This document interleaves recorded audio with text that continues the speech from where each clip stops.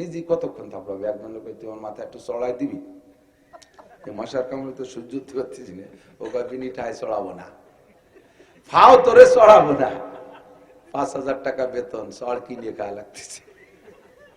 কপাল খারাপ হলে এইরকমই বিয়াদবকে আল্লাহ তাআলা সোজা কাজ, তোরে ফাও কো চড়াবেও না, চড়ও তোর কিনে খাতে হবে। কতদিন চড় কিনে খাইছে, 5,000 টাকা দেওয়ার পরে মাসারে আল্লাহ কা দেরি হয়ে যাচ্ছে, এত দেরি করা যাবে না, মারো। চড়ের মধ্যেও কামড়। এখন কয় যে চড়ে তো কাজ হয় নাই, সে শক্ত কিছু ধর, কয় কি ধরবো, কয় জুতো ধর, কয় তাহলে বেতন 2,000 বাড়াই দিতে হবে, কয় ঠিক আছে 7,000 টাকা বেতন, জুতো দিয়ে বাড়িও। নমরুদ দেখে তো হতবাক, এ কি ব্যাপার স্যাপার, আগুনেও যারে পোড়াইতে পারলাম না, তাহলে তার সাথে পারবো কি কইরা? কয় তাহলে তার সাথে যদি না পারি, তারে যে বাঁচায় তারে আগে মারি আসি। কত বড় আবাল, 14 গোষ্ঠী আবাল। সুন্দর করে বিমান একটা বানাইয়া উপরের দিকে উঠছে, আল্লাহরে মারতি, বহু উপরে চলে গেছে, চোখের দৃষ্টির বাইরে চলে গেছে। আল্লাহ যদি চাইতেন ওই জায়গার ঘাটটা মটকায় ভাঙ্গে ওই পেছতে জাহান্নামে পাঠায় দিতে পারতেন। আল্লাহ কয় তোরে এই জায়গা মারলি তোর দাম বাড়িয়ে যাবে, তাহলে বোঝা যাবে যে আল্লাহর সাথে সরাসরি যুদ্ধ হয়েছে। আর যুদ্ধ মানে হারা যেতে, যে কেউ হারতে পারে, তো ধর আমাকে নমরুদ হারিয়ে গেছে, তবু ইব্রাহিমের আল্লাহর সাথে তো মারামারি হয়েছে। আল্লাহ কয় আমার সাথে মারামারি হয়েছে, এইটা তোর যাতে জাতি বুঝতে না পারে, তোরে দুনিয়ায় পাঠাই দিলাম, তোরে মারবো আমি সাধারণ কিছু দিয়ে, কোড়া মশা। নাম কি? ডেঙ্গু মশা। কি মশা? ডেঙ্গু মশা, ল্যাংড়া মশা। শুনছেন কি? স্যার বলবো না। এই ল্যাংড়া মশা দিয়ে আল্লাহ তাআলা বেইজ্জতি করে মারছে। মাথার মধ্যে ঢুকে কামড় দেয়, ও মাথায় থাপড়ায়। এখন কয় যে থাপ্পড় দিলি মশা আবার কামড় বন্ধ করে। এখন নিজে কতক্ষণ থাপড়াবে, একজন লোক তোমার মাথা একটু চড়াই দিবি, মশার কামড়ে তো সহ্য করতে পারছিস না, ও বিনি ঠায় চড়াবো না, ফাও তোরে চড়াবো না, 5,000 টাকা বেতন, চড় কিনে খাওয়া লাগতেছে। কপাল খারাপ হলে এইরকমই বিয়াদবকে আল্লাহ তাআলা সোজা কাজ, তোরে ফাও কো চড়াবেও না, চড়ও তোর কিনে খাতে হবে। কতদিন চড় কিনে খাইছে, 5,000 টাকা দেওয়ার পরে মাসারে আল্লাহ কা দেরি হয়ে যাচ্ছে, এত দেরি করা যাবে না, মারো। চড়ের মধ্যেও কামড়। এখন কয় যে চড়ে তো কাজ হয় নাই, সে শক্ত কিছু ধর, কয় কি ধরবো, কয় জুতো ধর, কয় তাহলে বেতন 2,000 বাড়াই দিতে হবে, কয় ঠিক আছে 7,000 টাকা বেতন, জুতো দিয়ে বাড়িও। আল্লাহ কয় কপাল খারাপ হলি জুতোর বাড়িও কিনে খাওয়া লাগে। খালি গল্প শুনে আইসি উড়াই দিও না, ভিতরে ভিতরে নিজে নিজে সবক নেওয়া। যদি তোমার মধ্যে নমরুদি স্বভাব থাকে, তোমারও জুতোর বাড়ি কিনে খাওয়া লাগতে পারে। ঠিক কি ঠিক না?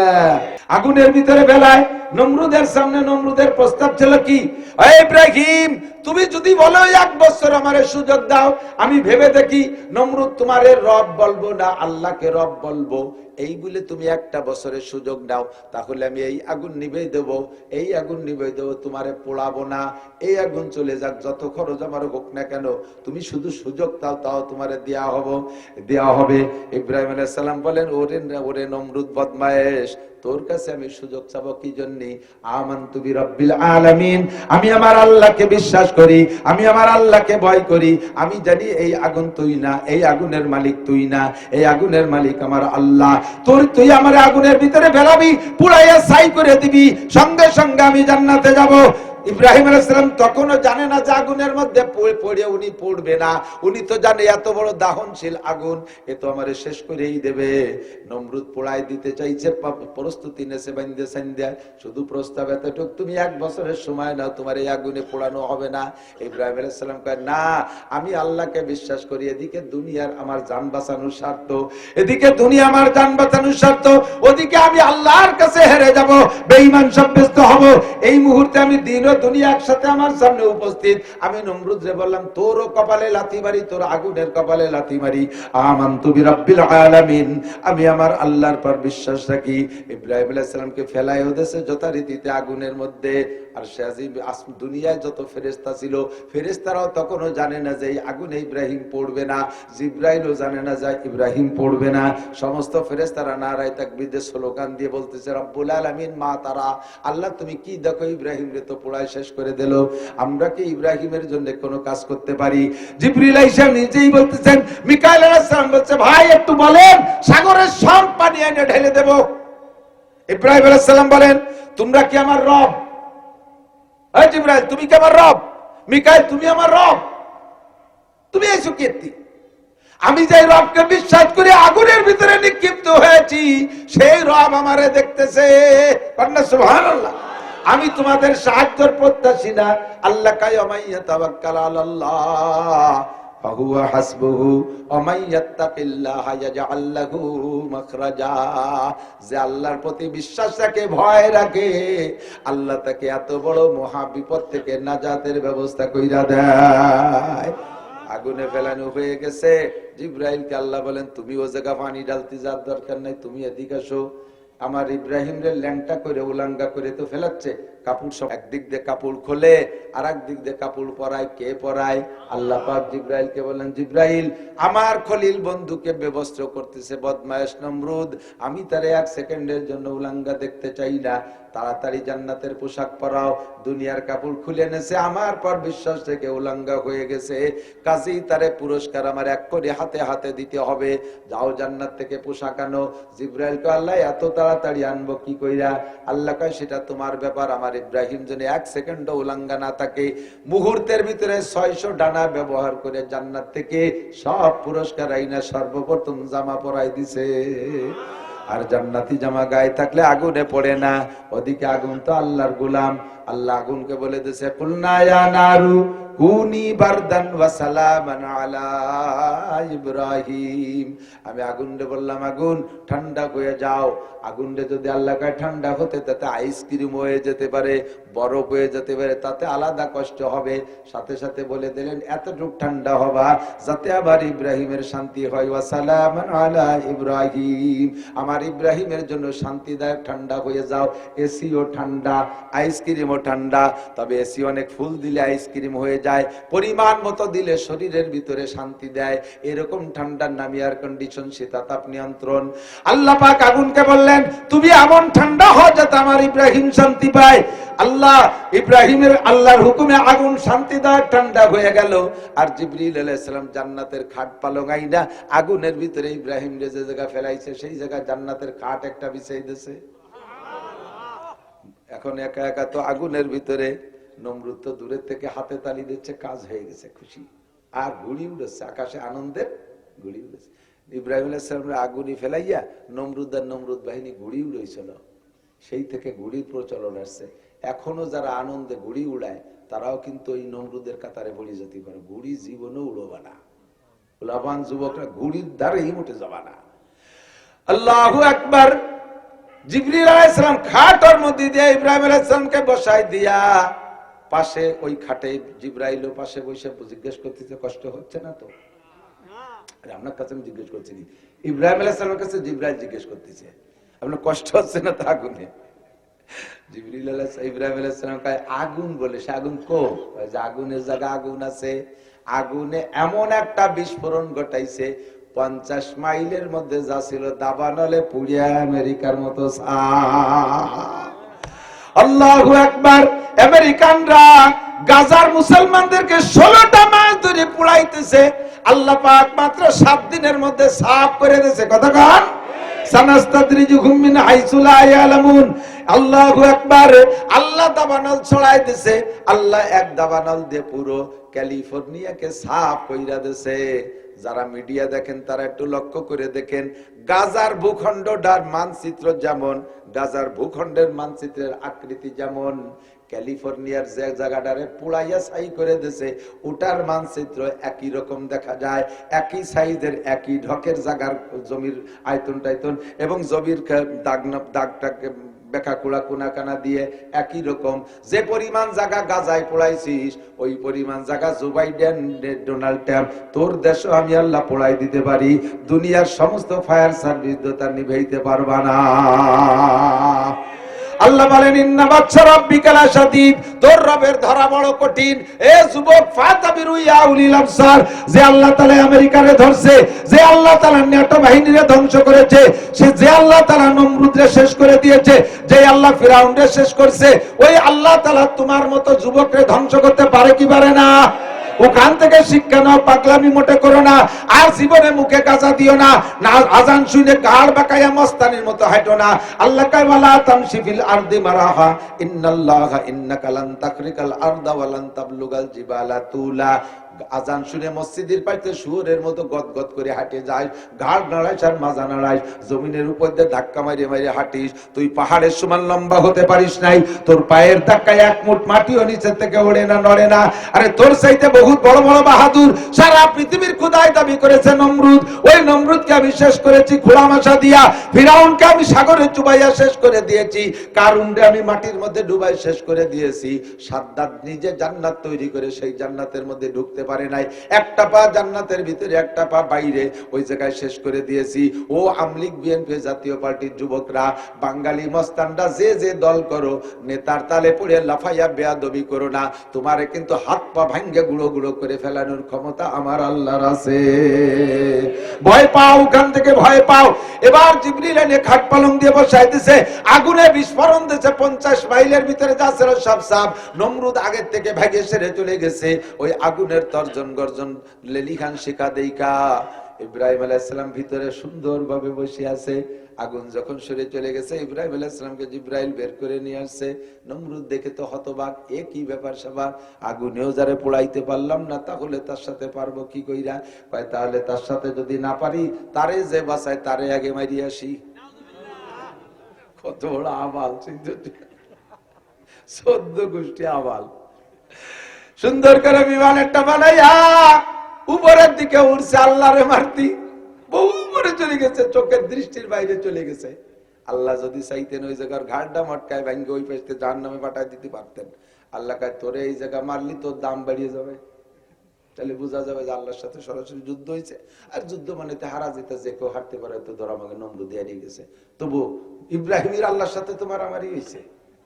আল্লাহ কয় আমার সাথে মারামারি হয়েছে, এইটা তোর যাতে জাতি বুঝতে না পারে, তোরে দুনিয়ায় পাঠাই দিলাম, তোরে মারবো আমি সাধারণ কিছু দিয়ে, কোড়া মশা। নাম কি? ডেঙ্গু মশা। কি মশা? ডেঙ্গু মশা, ল্যাংড়া মশা। শুনছেন কি? স্যার বলবো না। এই ল্যাংড়া মশা দিয়ে আল্লাহ তাআলা বেইজ্জতি করে মারছে। মাথার মধ্যে ঢুকে কামড় দেয়, ও মাথায় থাপড়ায়। এখন কয় যে থাপ্পড় দিলি মশা এবার কামড় বন্ধ করে। এখন নিজে কতক্ষণ থাপড়াবে? একজন লোক তোমার মাথায় একটু চড়াই দিবি, মশার কামড়ে তো সহ্য করতে পারতেছি না, ও কয়নি ঠায় চড়াবো না, ফাও তোরে চড়াবো না। 5,000 টাকা বেতন, চড় কিনে খাওয়া লাগতেছে। কপাল খারাপ হলে এইরকমই বিয়াদবকে আল্লাহ তাআলা সোজা কাজ, তোরে ফাও কো চড়াবেও না, চড়ও তোর কিনে খাতে হবে। কতদিন চড় কিনে খাইছে, 5,000 টাকা দেওয়ার পরে মাসারে আল্লাহ কয় দেরি হয়ে যাচ্ছে, এত দেরি করা যাবে না, মারো। চড়ের মধ্যেও কামড়। এখন কয় যে চড়ে তো কাজ হয় নাই, সে শক্ত কিছু ধর। কয় কি ধরবো? কয় জুতো ধর। কয় তাহলে বেতন 2,000 বাড়াই দিতে হবে। কয় ঠিক আছে, 7,000 টাকা বেতন, জুতো দিয়ে বাড়িও। আল্লাহ কয় কপাল খারাপ হলি জুতোর বাড়িও কিনে খাওয়া লাগে। খালি গল্প শুনে উড়ে দিও না, ভিতরে ভিতরে নিজে নিজে সবক নেওয়া। যদি তোমার মধ্যে নমরুদি স্বভাব থাকে, তোমারও জুতোর বাড়ি কিনে খাওয়া লাগতে পারে। ঠিক কি ঠিক না? আল্লাহ কয় মান আদালি ওয়ালিয়ান ফাকাদ আযানতু বিল হারব। যতদিন নমরুদ আমার পদ নিয়ে কাড়াকাড়ি করছে, আমি কিচ্ছু বলিনি। নমরুদ তো খোদাই দাবি করছে, এ কারণে আল্লাহর কিছু কই। আল্লাহ খালি আসে, আমার বানাইনি মানুষ, সে আমার পদ নিয়ে কাড়াকাড়ি কই, কার কাছে পাওয়া যায়? এ আল্লাহ হিসে উড়ে দিয়েছে। এতদিন আল্লাহ কিছু বলে নাই। যেদিন আল্লাহর খলিল ইব্রাহিমের গায়ে হাত দিয়েছে নমরুদ, আল্লাহ কয় আর সহ্য করতে পারি না। মানে আদালি ওয়ালিয়ান, হাদিসে কুদসি, যে আমার ওলির সাথে বেয়াদবি করে, ফাকাদ আযানতু বিল হারব, আমি তার সাথে যুদ্ধ না করে পারি না। আমি যুদ্ধ করতে অস্ত্র লাগে না, তোমার হাতে সব অস্ত্র থাকবে, আমি থাকবো খালি হাত, অস্ত্র সহ তোমার পালাইতে হবে। কতক্ষণ ঠিক ঠিক না? অস্ত্র সহ পালাইতে হবে। কোন কারণে পালাবা তা তুমি বুঝবা, আমার অলির সাথে বেয়াদবি করো না। মুরব্বীরা কয় হাতি খাস, হাতির বাচ্চা খাইস নিয়ে। হাতি মারো মারো, হাতির বাচ্চা মারো না। কারণ বুড়ো হাতিরে মারিয়ে ফেললি প্রতিশোধ নেওয়ার কেউ থাকে না, বাচ্চাটারে মারিয়ে ফেললি মা বাপ বাইসে থাকলি যে ভাবে প্রতিশোধ। গাছে উঠবা, গাছে উঠে বাঁচতে যাবা, পানি দিয়ে ভিজে ভিজে সুর দিয়ে পানি এনে গাছের পাশে ভিজে পাড়ায় পাড়ায় গাছে কাজ করে ফেলায় তোমারে ধরবে। বুড়োটারে মারিয়ে ফেলাও, প্রতিশোধ নেওয়ার কেউ থাকবে না। বাচ্চার গায়ে হাত দিস না।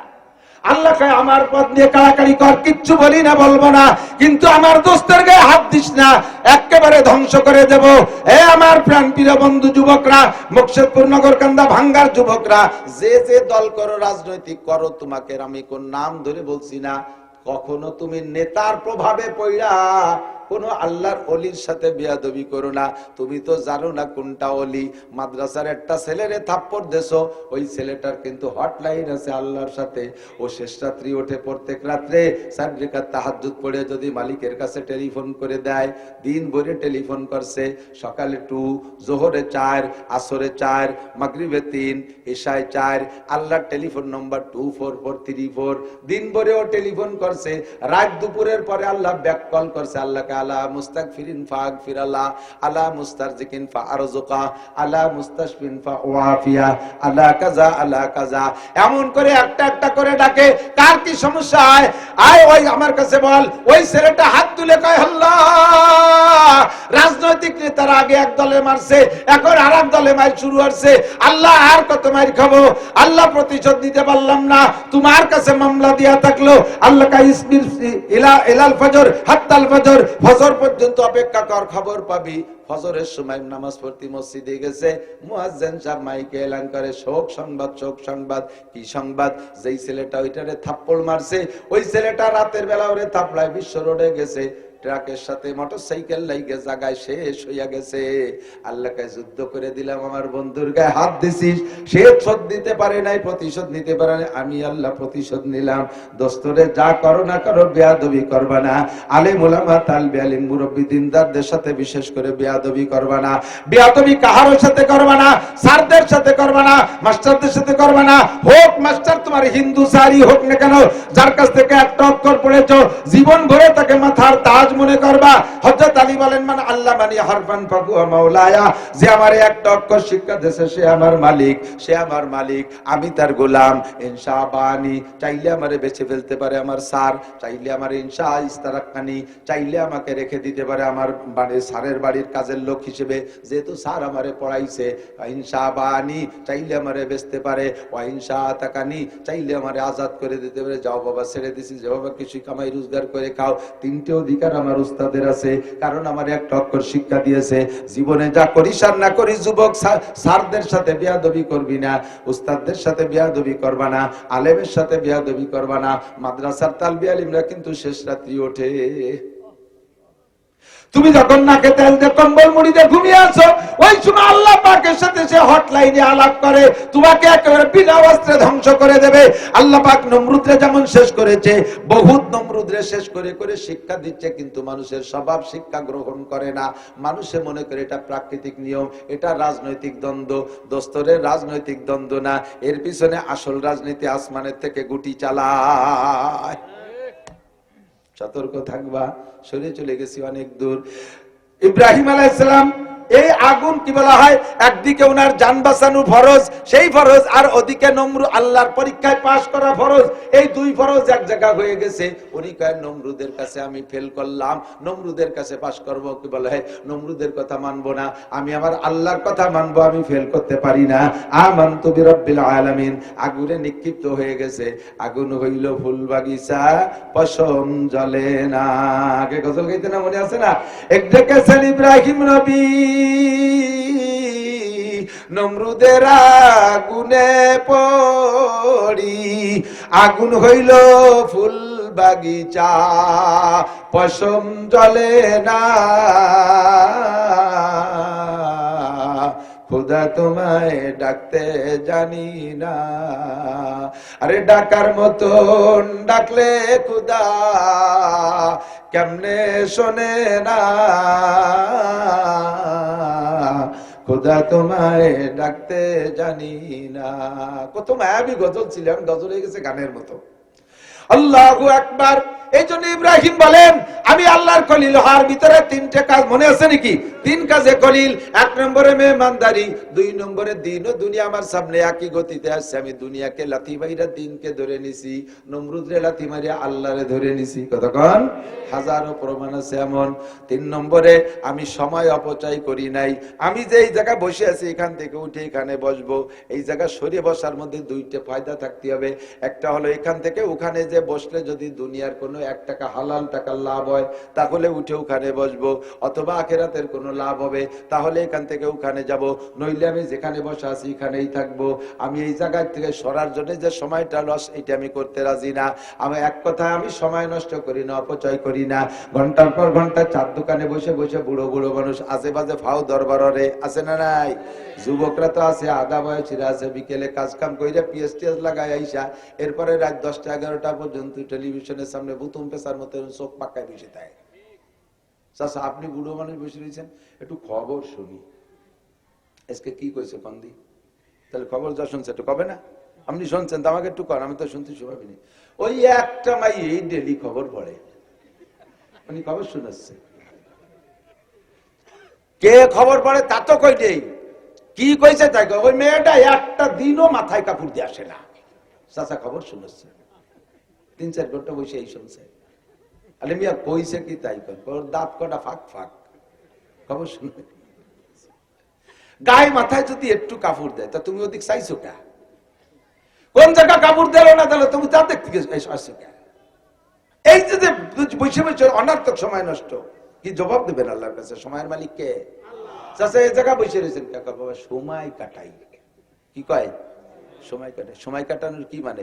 আপনার মরার কথা ছিল আরো 20 বছর আগে, তা মরেন নাই, ফাও 20 বছর সময় পাইছেন তাই 4 দোকানে কাটান। তা সময় কাটানোর আর কি মানে?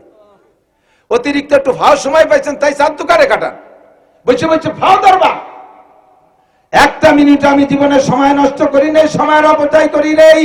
সময়ের দাম তোমার কাছে না থাকলে আল্লাহর কাছে আছে, যার কারণে আল্লাহ সময়ের কসম খেয়ে অনেক অনেক ওয়াজ করেন। ওয়াল আসর, আমি অসময়ের কসম কে বলি। ওয়াল আসর, আসর মানে সময়, আমি সময়ের কসম কে বলি। আল্লাহ কয় সময় আমার কাছে বড় দামি, তাই আমি দামি জিনিসের কসম খাইলাম, তোমার কাছে তো 1 পয়সারও দাম নাই। ইব্রাহিমকে আমি আল্লাহর খলিল হয়েছি, আমি দিন ও দুনিয়াকে প্রাধান্য, দিন ও দুনিয়া একসাথে আসলে দিনকে প্রাধান্য দিয়ে দুনিয়াকে পিছিয়ে রেখেছি। 2 নম্বর 3 নম্বর আমি কখনো সময় অপচয় করি নাই, এই জন্য আল্লাহর খলিল হয়েছি। আল্লাহর কাছে সময়ের হিসাব দেওয়া লাগবে কি লাগবে না? আনুমরিহি ফিমা আফনা, সময়টা কোথায় কাটাইছো? ইত্তাকুল্লাহ, আল্লাহকে ভয় পাও। কি ব্যাপারে ভয় পাবো? 4টি প্রশ্নের জবাব আল্লাহর কাছে দিতে হবে। 1 নম্বরে গোটা হায়াতের হিসাব, মহিলা পুরুষ সবাই লক্ষ্য করো। স্টার জলসা, জি বাংলা দেখো, ঘন্টার পর ঘন্টা বসে টেলিভিশনে বসে দুনিয়ার আজে বাজে দেখো। ও মা তোমার পায়ে ধরি, ও মা তোমার পায়ে ধরি, তুমি বাদ দাও। ফেসবুক আর ইউটিউবের ভিতরে ঢুকে গেছো, তুমি দুনিয়া আখিরাত ভুলে গেছো। মহিলারা এখন ফেসবুক আর ইউটিউবের মধ্যে এমন ঢোকে, পিছনে বাচ্চা পানিতে পড়ে মরে যায়, আগুনই পড়ে, তাও বাচ্চা মায়ের খবর থাকে না। কথা কোন ঠিক কি ঠিক না?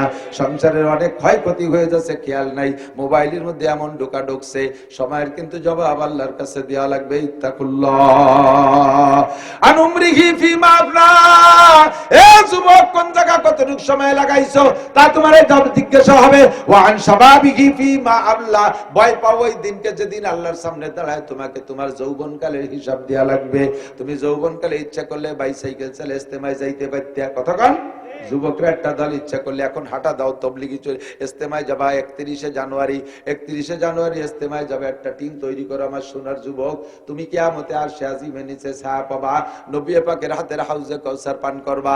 আল্লাহ তোমাকে আর আজিমের নিচে বসাইয়া 500 বছর পর্যন্ত নিজ হাতে খানা খাওয়াবে। কন্যা সুবহানাল্লাহ। তুমি ইচ্ছা করলে যুবকদের একটা দল পায়ে হেঁটে ইস্তেমা যাইতে পারো। এইরকম 70-80 বছরের বুড়োদের যদি বলা হয় চলেন পায়ে হেঁটে ইস্তেমায় যাবো, কোনো মতো তারা হিম্মত করতে পারবে না।